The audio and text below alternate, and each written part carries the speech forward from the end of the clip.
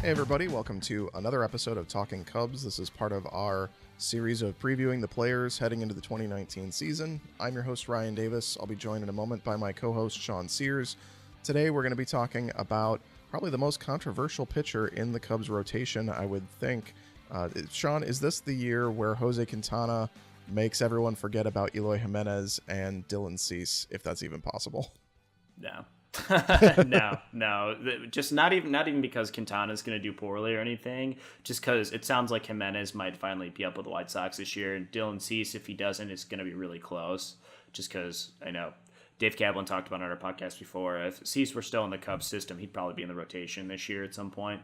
But yeah, that being said, nothing against Jose Quintana. It's just going to be tough to surpass or surmount the crazy. I mean, the White Sox have nothing to talk about now. They didn't get Manny Machado. Eloy Jimenez and Dylan Cease are going to be the two guys they're looking at and be like, hey, at least we got these guys.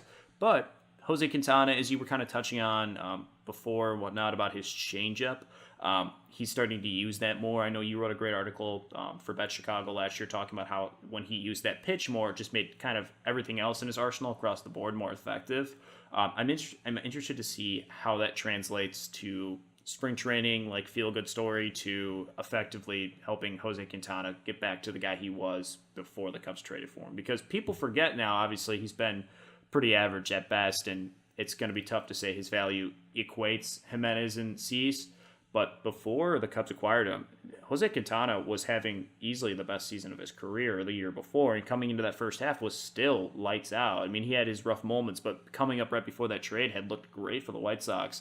Quintana was like arguably a more effective and valuable pitcher than Chris Sale was at the time. And I mean, that's crazy to even think, especially now that we've seen him. But I mean, Quintana can only get better, I feel like. And now that he's been comfortable, he's in the right situation here. The Cubs need him to perform. I feel like Quintana is comfortable in his surroundings to be like, all right, this is my time. Yeah.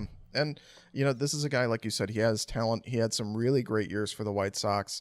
When the Cubs acquired him, it was a big cost. But, like you said, Chris Sale, it was a big cost for the Red Sox to get him. That worked out for them fairly well, even though some of the players that they traded to the White Sox are probably going to have great careers for them in the long term. But Quintana with the Cubs last year, 4.03 ERA, a 4.43 FIP, with I believe is the worst of his career, in 174 and a third innings. With the Cubs in 46 starts since arriving in 2017, 3.93 ERA, 4.05 FIP, not numbers that you really were hoping for. You were hoping for more of that like 3.25 ERA type guy who's going to throw you 200 innings. That was what you were really hoping you were getting. That guy is still in there. Last 9 starts of the season last year, he had a 2.92 ERA, 49 and a third innings with 48 strikeouts and only 13 walks. That was really good. I wrote that story that you mentioned at Bet Chicago about using the changeup. Basically at the time, I think it was late August, I wrote that, and anything under 9% usage in an individual game on the changeup, he was getting rocked. He had 17 games at that point of less than 9% usage on his changeup, which is essentially his third pitch. Otherwise, he's just fastball curveball. It's hard to live that way as a starter, but in those 17 games, it was a 5.74 ERA. In the fewer games where he had over 9% usage on the changeup, his ERA was like 1.09 or something like that. It was insanely low. It's not his best pitch. Sometimes it does get hit hard, but just the fact that he can use a third pitch and batters have to go up there thinking about it. We saw Ryan Braun tee off on the curveball twice, essentially just waiting on anything that wasn't a fastball. Quintana can lose his command, especially with his fastball. So having that third pitch that makes guys think, that's not, going to be 92, 93, or not a spinning 78, something else that can come up there and make them think, I think makes him a much better pitcher.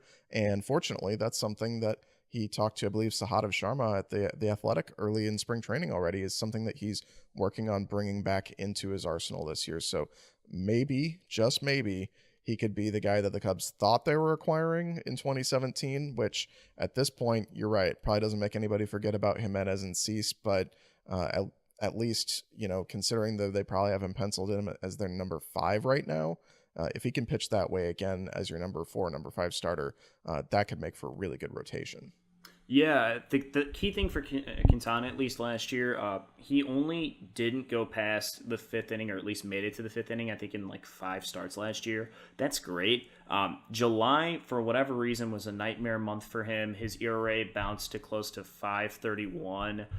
He was walking way more guys in the first half than he was in the second half. Looking at his season splits here for him, his ERA in the first half was 4.40. It dropped to 3.90, a little bit better. The walk rate jumped down from 4.5 to 2.7. Still kind of high, but not as terrible. The thing that changed for him, though, was his batting average. He was missing his spots, obviously. But I think what is a good sign for him in the second half, it just felt like Quintana either wants to place his pitches or he's missing his spots. It doesn't seem like he was super confident last year. And it felt like in that second half, he started to trust his pitches more and kind of recognize, hey, you know what? I'm a major league pitcher. I've got great stuff. Let's use it.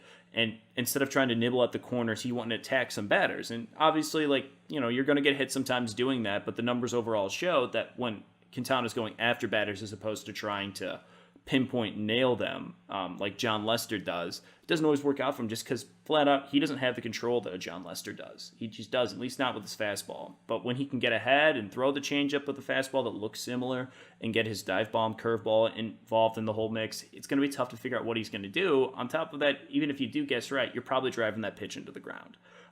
So if he can get his approach right, if Quintana can not necessarily, obviously it's going to be easy when his stuff is perfect, but find ways to work himself out of these jams when his stuff isn't quite there, when his command isn't quite right. That's the next step of becoming a good pitcher. If Quintana can figure that out, innings-wise, he's eating a ton for the Cubs, which is great. They needed that last year. If he can just become a more complete pitcher and be able to just kind of like a batter does with 2 strikes. And when you get down at a count, you've got to start hitting your corners and really start executing. If Quintana can take it that next level, like we saw a couple of years ago for the White Sox, there's no reason to think Quintana can't be one of the better 2 or 3 pitchers in this rotation. Yeah, and kind of a final point I'll make on this. In April to start the season, he had a few bad starts. He was going really well against the Marlins in, I think, the second game of the season. Went 5 shutout innings and then gave up a bunch of runs in the 6th inning. Went 6, gave up 6 earned runs.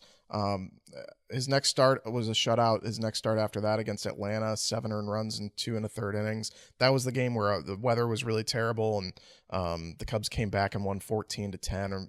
I mean, that was just a terrible game to pitch. So you kind of think about that one and throw it out in your mind, even if you can't throw it out statistically. But from April 28th through the end of the year, he started 28 games, had a 3.55 ERA. That's fairly decent numbers. I know he had some blips in there.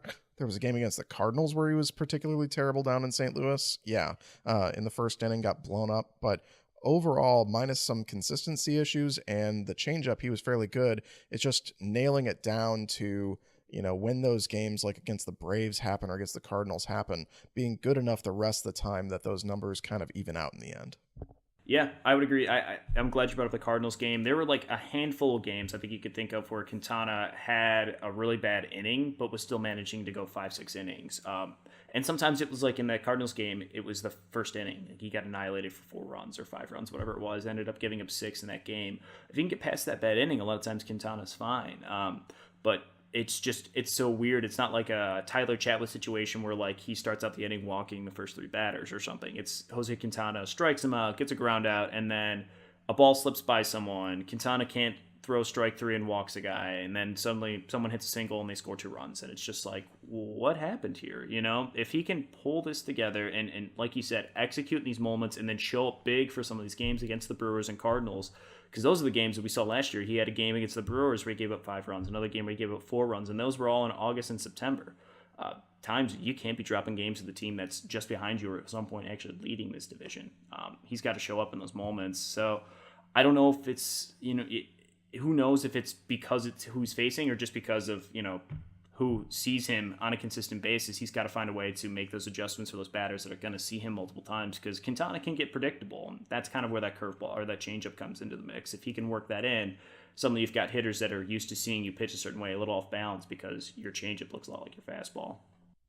And he did come up big in one game, at least 5 innings, only 1 earned run, no walks, 4 strikeouts against the Brewers. And the tiebreaker game. Unfortunately, the Cubs only scored 1 run in that game, and then Justin Wilson gave up 2 runs later, and that was all she wrote for the Cubs in their divisional hopes. But what do you guys think of Jose Quintana? Are you excited about him, knowing that he might be throwing his changeup a little bit more? Are you still just kind of angry about giving up Eloy Jimenez and Dylan Cease? I know I wrote at the time that the price was fairly high, but it was a good trade considering the pitcher you thought you were getting back and everything else that went along in the deal.